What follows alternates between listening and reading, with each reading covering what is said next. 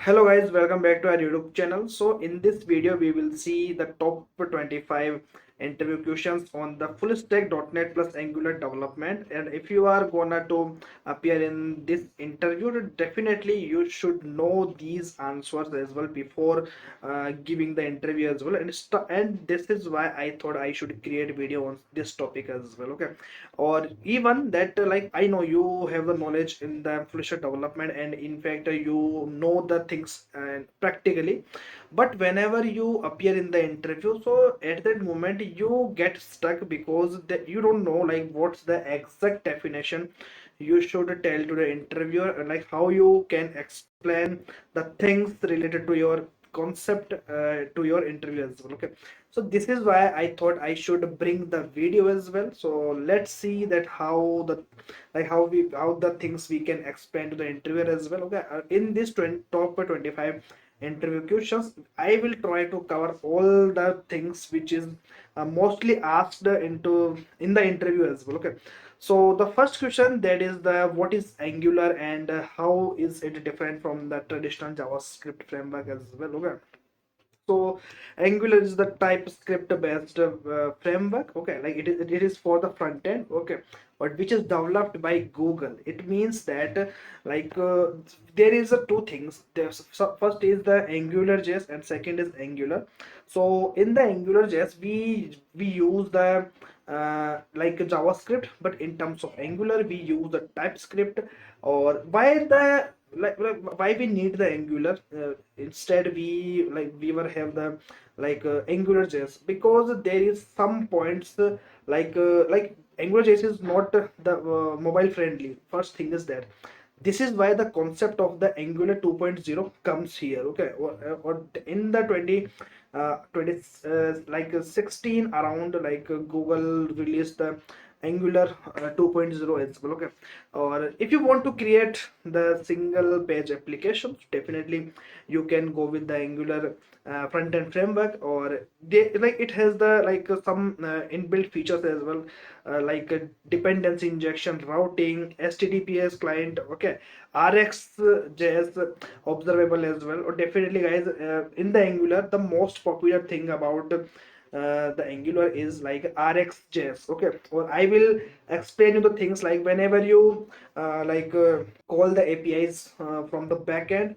So definitely guys, you always use the RxJS and observables in the Angular services as well. Okay, or there is an important thing if you there is a thing Angular comes with the reactive forms as well. Okay, or I will we will see the lot of questions on the topic as well. Okay, now the coming to the next question, which is the what is components in Angular.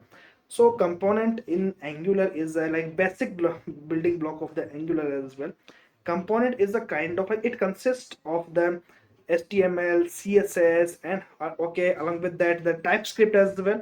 Okay, or some metadata decorator as well. Okay, we all in the we define the metadata in the add the red component decorator. Okay, so I hope you get to know ideas about how you can give the answer to the interviewer. It is the building block of your Angular application. Okay, the small components creates the single page applications. Okay, so you have to give the answer in such a way as well. Okay, now the next question is what is the data binding, and how how many types is available for the data binding. Okay, so data binding connects the TypeScript to your template as well.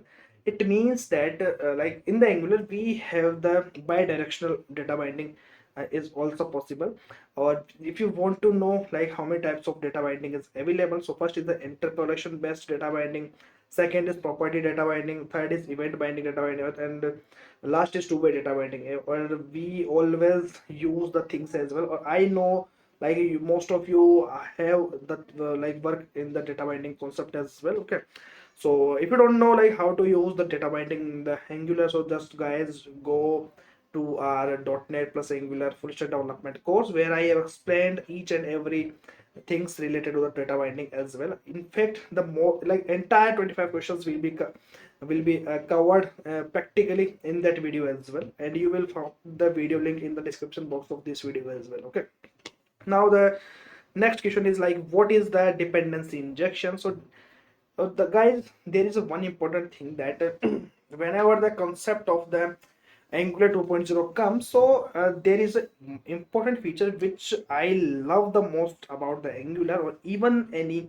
like instead of any other frameworks, like dependency injection. Okay, and what is dependency injection? Means like dependency injection kind of the things like you can inject your services into your TypeScript files, into your components as well, okay, via the constructor, instead of creating the objects manually as well, okay. Like you convert the tight coupling to the loose coupling, okay. So this is the things behind the dependency injection in Angular. Or if you want to use like how to inject the services, so you have to go with the constructor based DI, even, or even you can use the I like add the injectable decorator in your classes, well, okay.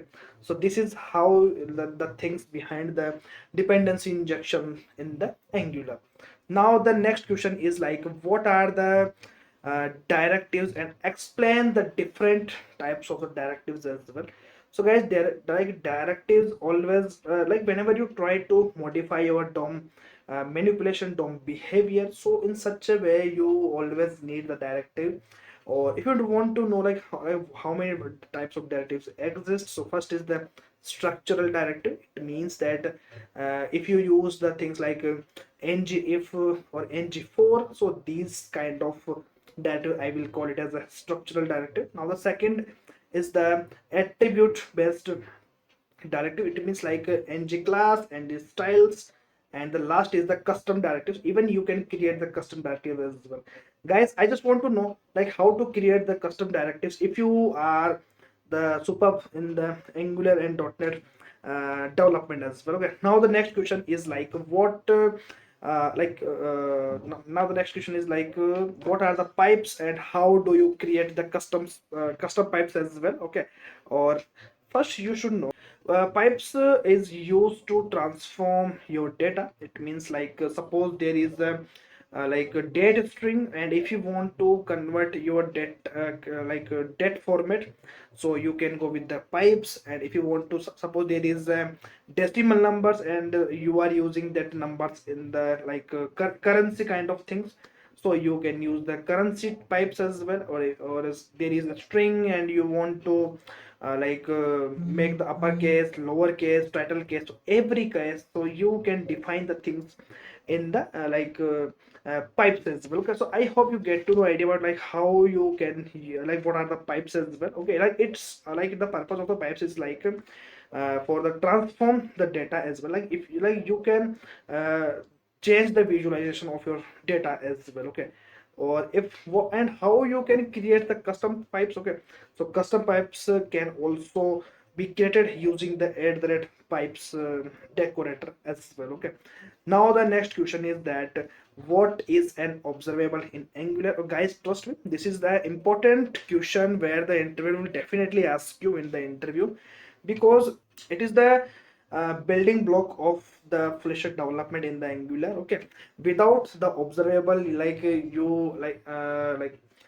Angular is it is not complete, okay. So the Angular so observable is the feature of Angular from the RxJS used to or along with that, it is used to handle the asynchronous operations, HTTP calls, events, streaming as well.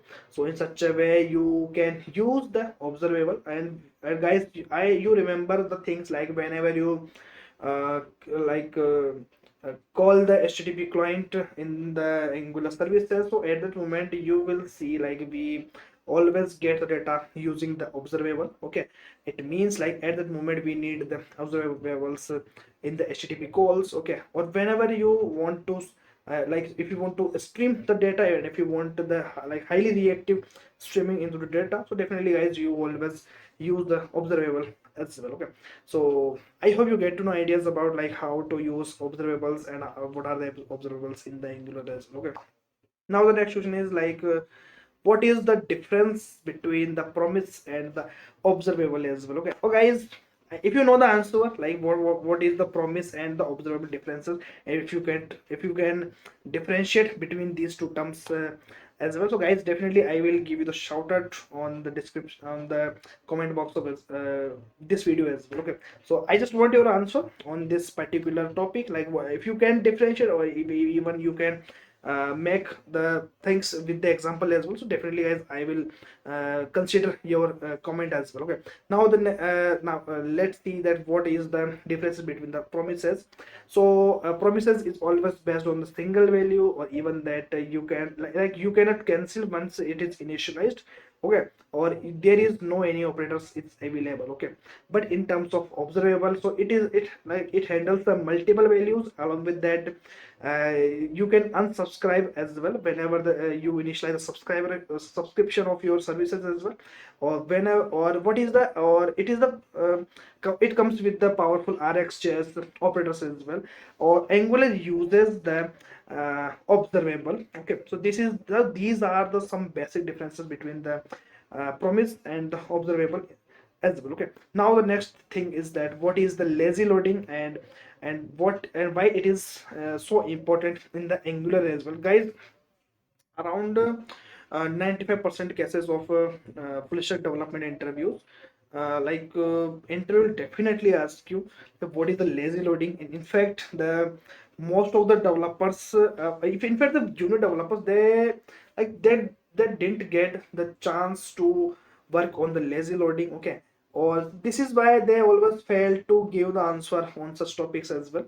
So lazy loading kind of thing, like let's create a scenario, thereafter you will understand like why we need the lazy loading as well. Okay, suppose let's create a scenario where your application is created. Okay, or like you deploy your application, or thereafter what you will see there. Okay, whenever you open the console, go to the resources, you will see all the entire pages and all the components is visible into the sources as well. Okay, console sources.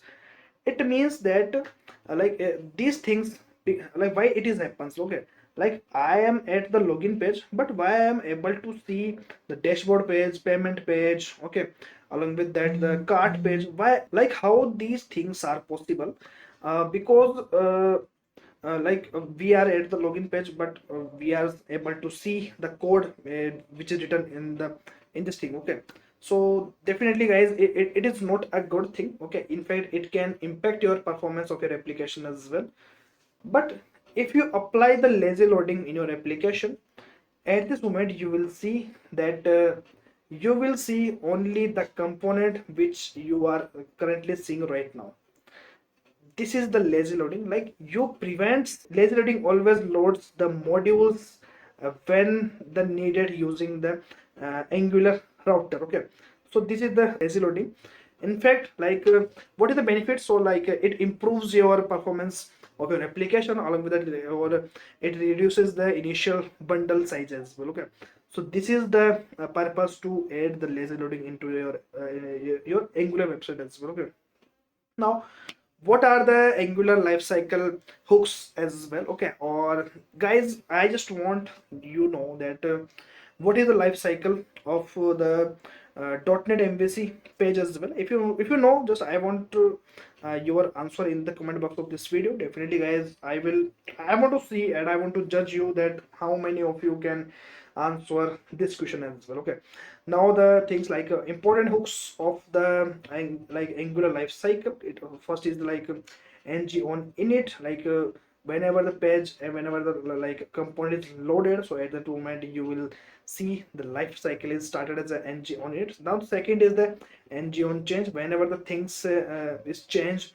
into the component. Okay, so we use the ng on change. Ng after view initialization, the second is ng on destroy.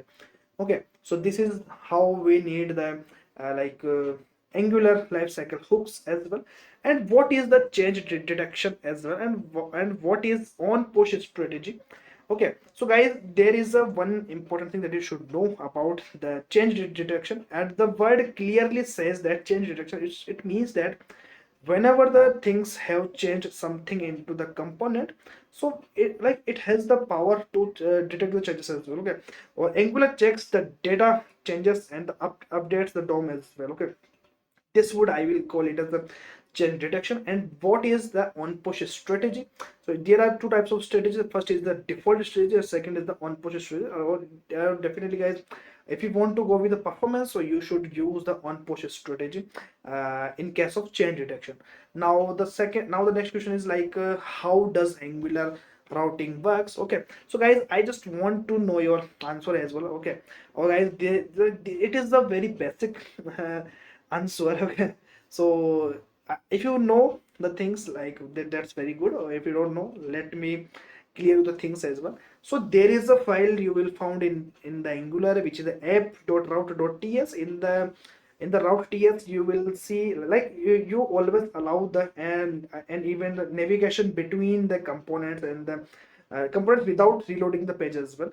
So this is the Angular routing, or how you can define the routing of your components as well. So you can define the routing using the like path. Thereafter you imports the some like you import the component and like respective component as well. Okay, even you can define the things like how your route is created. Okay, like how many, like how the query string parameter would be sent. Okay, so in such a way you always use the like Angular routing as well.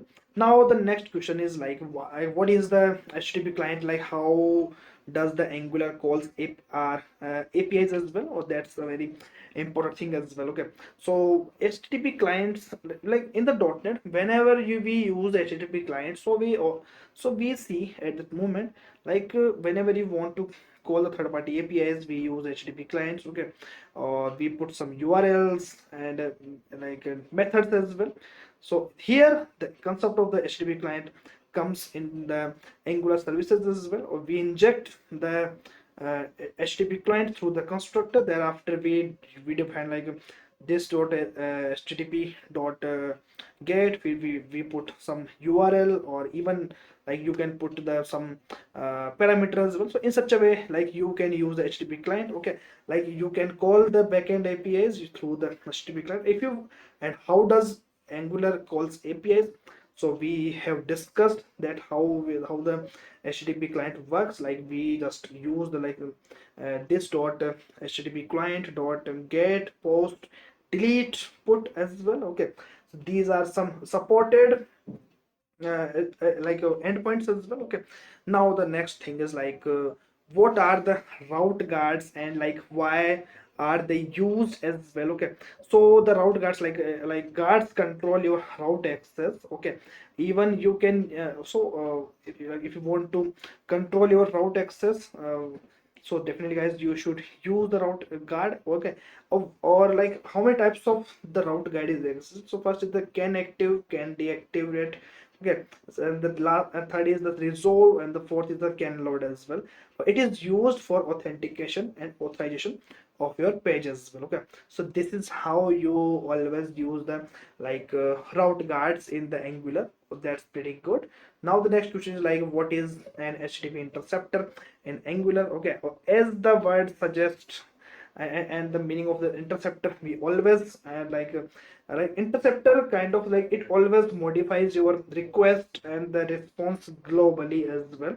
Okay, so if you want to know like what is the common use cases of the HTTP interceptors in Angular, so you can use with the logins as well, or like attach JWT tokens, or if you want to use the error handling. So in such a way you always use HTTP interceptor in Angular as well. Okay, now the next question is like what is the difference between the template driven forms and the reactive forms as well, guys.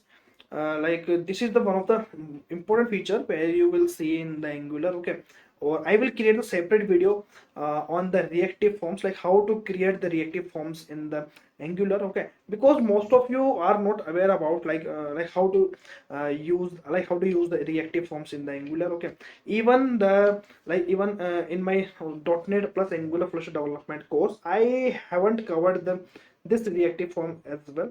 I just use the template driven forms as well. Now it's time to study the things about the how to use and how to create the reactive forms in the Angular as well. Okay, so let's see the differences between these two forms as well.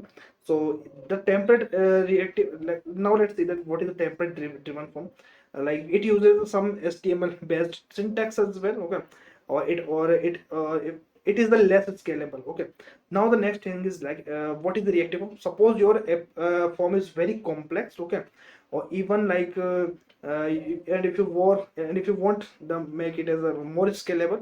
Okay, or if you want to work with the TypeScript based form as well, so definitely guys you should use the reactive forms in the Angular as well. Okay, or discuss in more in detail in the upcoming videos where we will discuss about the reactive forms in the Angular as well. Okay, and what is the difference between the subject and the behavior subject as well. Okay, so both are the RxJS types as well. Okay, so subject means like it emits the value to the subscriber, and if you want to see like what are the behavior subject, so it stores the latest value and emits the immediate for the new subscribers of used to share the state as well. Okay, so this is the differences between the subject and the like a behavior subject as well. Okay, and what are the standalone components in Angular? Okay, oh guys, trust me, like this is the one of the most confusing part of the Angular. Okay, so in like it is introduced in the Angular 14. First thing is that. Okay, or and currently we are studying about the Angular 21. Okay, now it is introduced in the Angular 14. Or what is the standalone component? Like it allows the component without the ng module. Okay, so this is your standalone component. Okay, and it improves the performance of your page, simplicity, or even like it always enable the lazy loading as well. Okay, so this would I will call it as a standalone component whenever the components is exist without the ng module. Okay, now the next question is like what is the ASP.NET Core and why it is used. Okay guys, we are giving the interview of the .NET plus Angular FullStack development, so definitely guys we all like we need to cover these points as well. Okay, so what is the ASP.NET Core and why it is used. Okay, so ASP.NET Core is the like it is open source.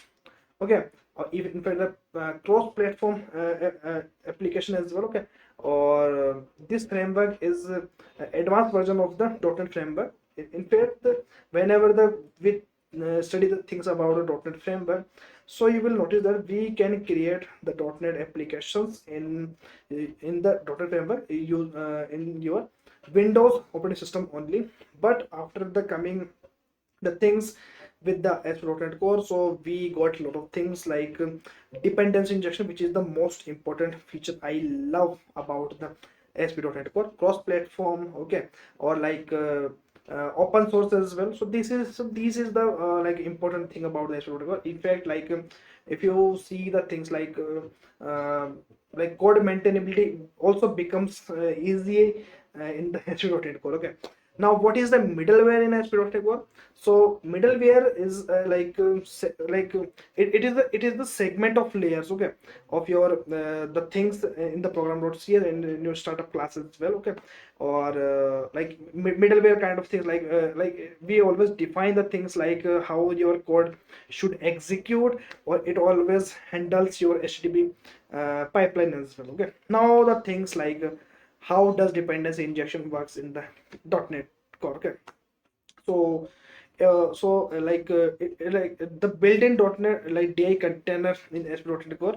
Okay, all these services are registered in the program CS. First thing is that, okay, like whenever you create services, we register our services in the program CS using or we define the lifetime of the services in the dependency injection, which is like singleton, transient, and the scoped services as well. Okay, now the next question is like what is the entity framework core. So it is the ORM, object relational mapping. It means that we object our table entities to our class object this is the entity framework core, okay. Or we always do some database related operations, CRUD operations using the linked queries and or like EF core queries as well, okay. Now the next question is like what is the JWT authentication and how it works with Angular as well, guys. This is one of the best question I must say as well, okay. Whenever the interview definitely ask you and want to judge you as well, okay.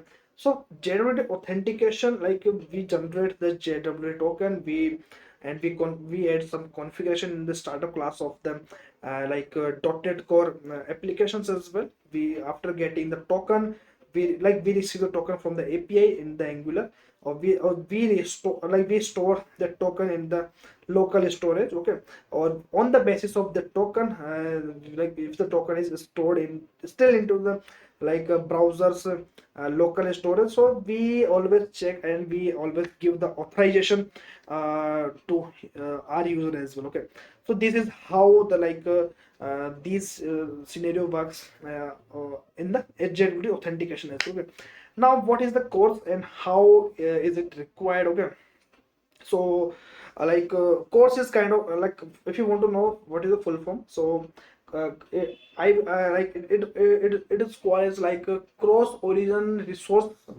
I don't know what is this meaning of as, okay, resources as well, okay. So through the course, like whenever you want to call the API in the browser, okay, in the front end project, okay, so you have to enable the course policy in your backend project, okay.